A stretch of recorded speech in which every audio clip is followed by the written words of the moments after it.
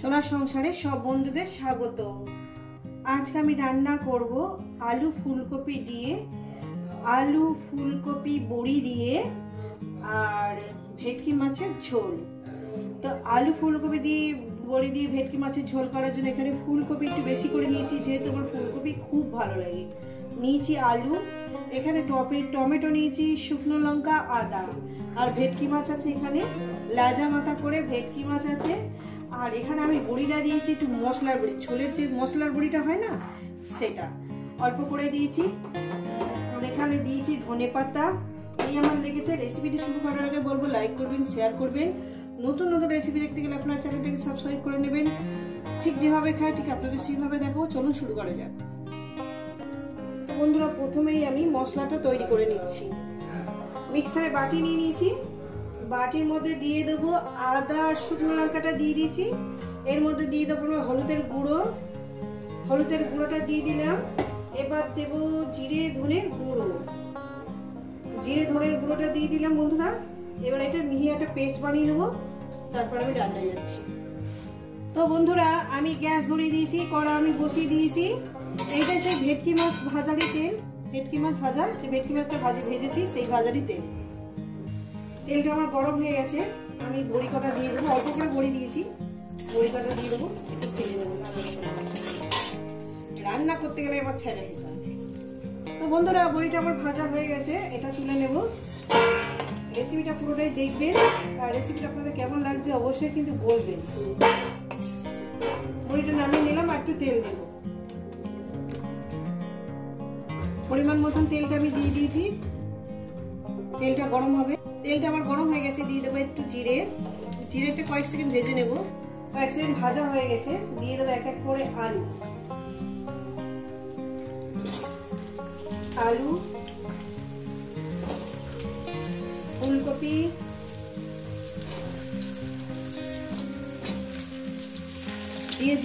দিয়ে দিয়েছি। আলু আর ফুলকপি দিয়ে দিয়েছি। এবার এর মধ্যে দিয়ে দেবো একটু লবণ, 1 চামচ লবণ দিয়ে ঠিক করে লাগিয়ে পরে দেবো। দিয়ে আমি এটাকে প্রায় 5-6 মিনিট আমি এভাবে একটু ভেজে নেব। কে কে একটু ভেটকি মাছ দিয়ে আলু ফুলকপি ঝোল খেতে ভালোবাসেন একটু কমেন্টের মাধ্যমে বলবেন, কে কে ভালোবাসেন আমার মতো। বন্ধুরা, দেখতেই পাচ্ছেন আমি ফুলকপি আর আলুটাকে কীভাবে ভেজে নিচ্ছি। সামান্য একটু হলুদ দেবো, একটু কালারটা সুন্দরও আসলে ভাজাটা দেখতে সুন্দর হবে।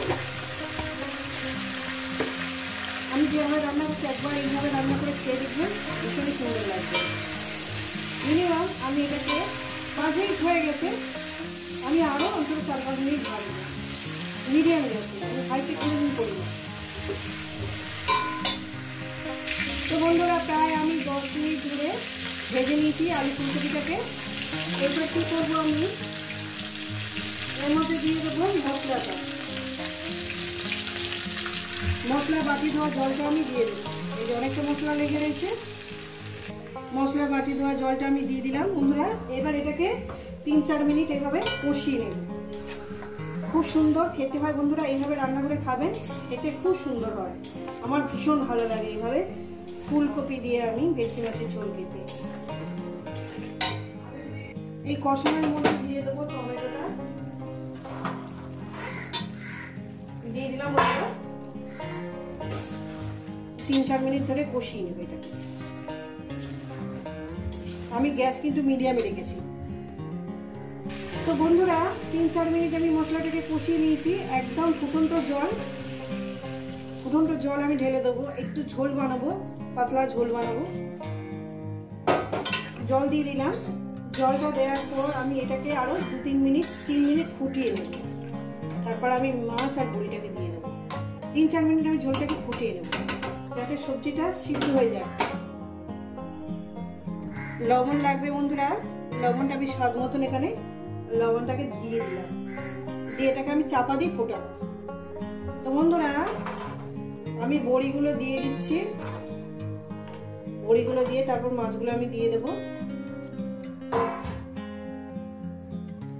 মাছ দেওয়ার পর আরো আমি 5 মিনিট ফোটাবো, 5-7 মিনিট ফুটিয়ে নেব, যাতে মাছের ফ্লেভারটা ঝোলের মধ্যে যাতে চলে আসে। দিয়ে দিলাম, দিয়ে আমি এখানে চাপা দিয়ে দেবো। রেসিপিটা আপনাদের কেমন লাগছে অবশ্যই কিন্তু বলবেন। মাছগুলো একটু ডুবিয়ে ডুবিয়ে দেবো যাতে ঝোলটা টেনে যায় বন্ধুরা। দিয়ে দিলাম, এটাকে আমি আরো 5-6 মিনিট ফুটিয়ে নেব। তো ফিরছি আরো 6 মিনিট পর। তো বন্ধুরা আমার তরকারিটা হয়ে গেছে। একটু ফ্লেভারের জন্য ধনে পাতাটা ছড়িয়ে দিলাম। এটা সম্পূর্ণ বাদ দিতে পারেন, আপনাদের ভালো লাগলে দিয়ে দেবেন। আমার একটু মোটামুটি একটু ধনে পাতা ফ্লেভারটা ভালো লাগে, তাই আমি এখানে দিয়ে দিলাম। এটা আর 1 মিনিট রান্না করব, তাই এটা নামিয়ে দেবো। তো ফিরছি আরো 1 মিনিট পর। এই রেসিপিটা আপনাদের কেমন লাগলো অবশ্যই কিন্তু বলবেন। দারুণ সেন্ট বেরিয়েছে, দারুণ ফ্লেভার বেরিয়েছে। তো ফিরছি আরো 1 মিনিট পর। তো বন্ধুরা এই রেসিপি যদি আপনাদের ভালো লেগে থাকে অবশ্যই কিন্তু কমেন্ট করে জানাবেন, রেসিপিটা লাইক করবেন, শেয়ার করবেন। নতুন নতুন রেসিপি দেখতে হলে চ্যানেলটি সাবস্ক্রাইব করবেন। আবার নতুন কোনো রেসিপির সঙ্গে দেখা হচ্ছে। সবাইকে বলো সুস্থ থাকবেন, ভালো থাকবেন, আর আমার নিত্য নতুন ভিডিও দেখবেন। দারুণ দেখতে হয়েছে না? খুব সুন্দর ফ্লেভার বেরিয়েছে, খুব সুন্দর গন্ধ। এই কড়ার মধ্যেই থাকবে।